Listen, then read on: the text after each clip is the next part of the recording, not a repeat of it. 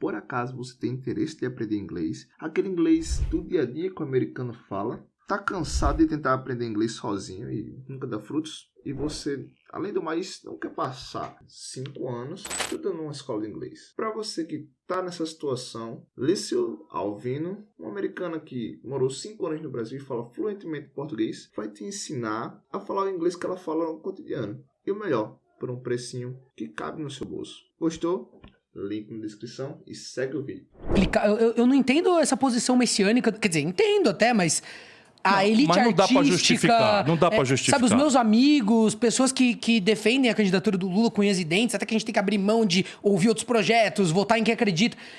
Eles nunca trazem essa ponderação. E você sabe o que é mais engraçado? Eu assisto, às vezes, alguns desses influenciadores, assistindo a pessoas falando sobre esses desmandos do PT, essas coisas, e eles fazem uma certa cara, eles têm um asco muito grande de quando você faz esse tipo de crítica, porque eles acham que isso é cabo eleitoral do Bolsonaro. Eles estão tão bitolados com essa ideia de que ou vence um ou vence outro, que basta você falar uma verdade... Quer dizer, o PT não faz autocrítica, beleza. E nem os eleitores agora podem fazer, quer dizer... Eu simplesmente... nem os críticos. Quer dizer, a gente tá aqui. Aí eu fico imaginando essas pessoas assistindo um corte e a gente fala, não, porque tá com o Eunício Oliveira de novo. Eles fazem tipo, tá com... Tipo, eles tiram um sarro do fato de você estar falando disso como se isso fosse um instrumento pra fortalecer o Bolsonaro. É isso. Então quer dizer que a gente tem que se fingir de louco, a gente fica junto com o PT brigando contra o PSDB, que eles chamavam de fascista, agora o vice do PT é do PSDB. Mas não era fascismo antes de ontem? Ah, não, mas agora existe um fascismo maior. Então, todo inimigo do PT é fascista. Todo mundo que fala um A contra o PT, na verdade, está a favor do projeto fascista, pro outro lado liberal. também. O outro lado é a mesma coisa. Não, é que o outro lado, eu tô falando mais com a esquerda porque é quem eu convivo mais. É óbvio que o outro lado replica rigorosamente não, mas muito parecido. Não, o gabinete do ódio do Bolsonaro foi copiado do gabinete do ódio do Lula e do PT. Que é uma coisa assim, 247, DCM, não sei o quê, tudo é gabinete do ódio financiado com dinheiro sujo. Dinheiro sujo e é para destruir reputações. Aí o Bolsonaro monta a mesma estrutura, igualzinho. Lá vai o pessoal se queixar, o que é? O pessoal aqui não gosta. Eu gosto de dar o nome aos bois. Ora, pô. Ó, eu não quero parecer que eu tô só batendo no Lula, porque senão eles vão falar exatamente isso, que eu sou cabo eleitoral do Bolsonaro. Mas da mesma forma que quando eu falo com os meus parentes, eu falo, o que explica o Bolsonaro, se ele defende tanto a parte produtiva do país, eu entendo de onde vem o desejo das pessoas de quando estourou a pandemia, terem uma aversão a essa ideia de fechar as coisas e fazer a quarentena. Eu de verdade entendo, porque é um país tão difícil das coisas caminharem, que quando vem uma ameaça dessa, a primeira reação, as pessoas sentirem um pavor, foi um pânico, né? Então tá bom, então agora acabou mesmo, né? Vai fechar tudo e tal. E aí, se o Bolsonaro queria representar isso, por que ele não chegou lá e falou assim, eu falo isso sempre com os meus parentes, com as pessoas que eu conheço, que defenderam ele, falou, por que ele não foi lá e falou, gente, vamos usar a máscara, vamos comprar a vacina. Por quê? Porque o Brasil não... Não, usando o argumento deles, tá entendendo? Usando... Gente, ó, não tem essa. A gente não vai poder parar. Vamos supor, tá? Que ele fala, não vai poder parar, mas ele lá de máscara, ele sempre, ó... Aqui, tem medidas sanitárias que estão sendo estudadas, vamos usar máscara. Eu me comprometo, a primeira vacina segura que aparecer, a gente vai ser o primeiro da fila, porque o Brasil não pode parar, porque o Brasil é um país em desenvolvimento, porque foi tão duro chegar até aqui. Se ele tivesse feito isso, eu falo, por que ele não fez isso? Por que ele tem que ser o retrato falado da ignorância suprema? Tudo que é minimamente consciente no mundo, o Bolsonaro é contra. Eu não preciso nem perguntar pra ele. Se é idiota, ele é a favor. E isso me frustra, porque eu queria... Quando ganhou o Bolsonaro, eu fiquei numa coisa assim, pô, vá lá. Quem sabe um pouco de liberalismo no Brasil? Eu não sei, né? Exato. Quem sabe? E eu fico pensando o que seria, se teria dado menos errado se a gente não tivesse tido o episódio mundial da pandemia. Será que a política mais liberal talvez não tivesse dado uns frutos? Veja, a gente precisa entender no Brasil o que diabo é que as pessoas entendem por política mais liberal. Porque o Bolsonaro... Eu conheço o Bolsonaro há 25, 30 anos. Eu era governador em 93. Você não tinha nascido ainda? 93. Eu tinha, 93. 93 eu já era governador. E o Bolsonaro era um deputado aloprado, que fez um discurso defendendo o fechamento do Congresso, não sei o que e tal, e eu, jovem governador do Ceará, pedi a cassação e a prisão do Bolsonaro. Naquela data. Eu conheço ele de longa data. Sabe o que o Bolsonaro tem de liberal, irmão? No sentido técnico da palavra? Nada. Eu sei, assim, pra mim isso daí caiu um no colo dele. estatista corporativista. Ele existia, sabe? A razão de ser do Bolsonaro era a defesa de microprivilégios de funcionário público militar. Isso era o universo do Bolsonaro. Gratificação, quinquênio, era tudo que ele entendia. O Bolsonaro, se você quiser, irmão, você que não for fanático, recupera a opinião do Bolsonaro sobre a privatização da Eletrobras.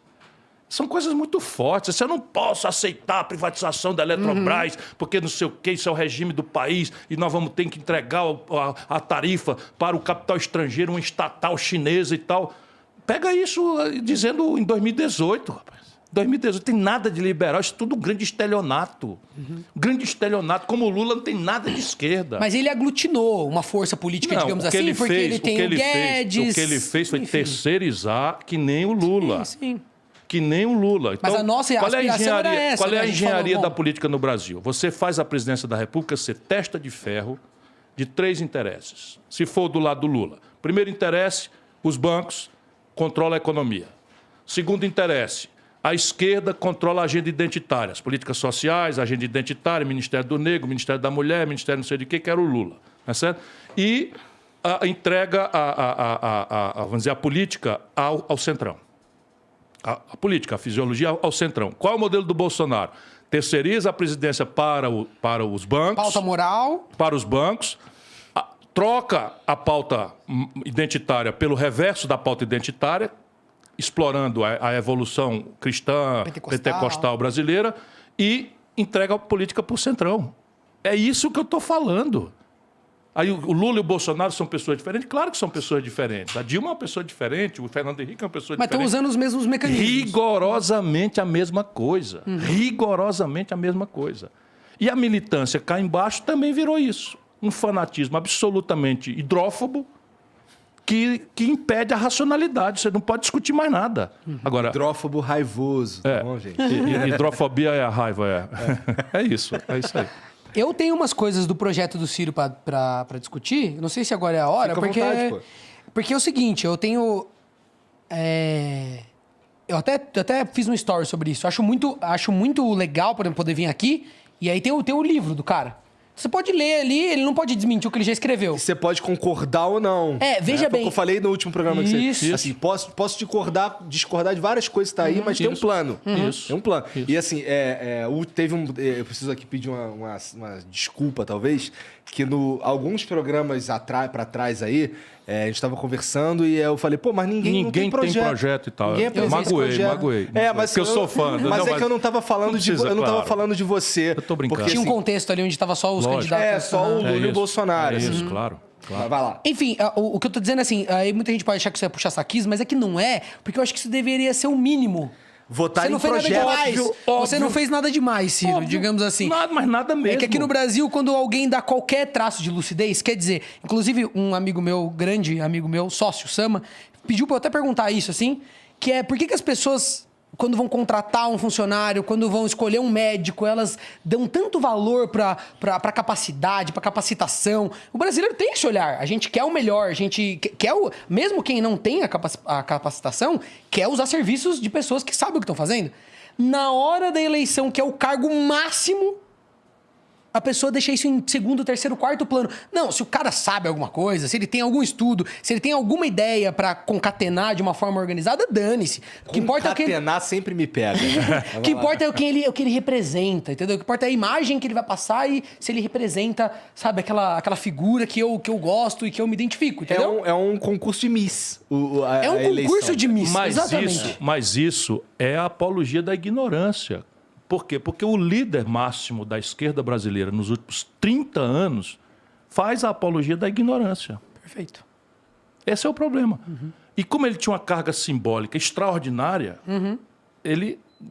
isso bastava para o Brasil, sabe, da redemocratização. Veja bem, quando ele entrou, ele mereceu parcialmente ou totalmente esse mérito. Eu ajudei, cara. Né? Eu ajudei. O cretino é isso. Foi uma coisa... O cretino é isso. Eu lembro até hoje de pessoas indo lá na minha casa falar sobre o PT, falar sobre como isso ia ser uma revolução. E na hora que entrou, eu era muito novo, né? Na hora que entrou, foi tomado um sentimento, assim, de que realmente, sabe, tinha alguém ali que pela primeira vez ia ter um olhar mais social e que as pessoas estavam, né, ampliando o poder de compra e tendo oportunidades. E depois veio todo esse lance da educação, né, tal. Então, das universidades e tal. Mas, enfim, eu acho que se... Não cobrar um projeto num momento como esse, porque se a gente tá na maior crise de todas, então o projeto tem que ser ainda mais sofisticado e ainda mais complexo.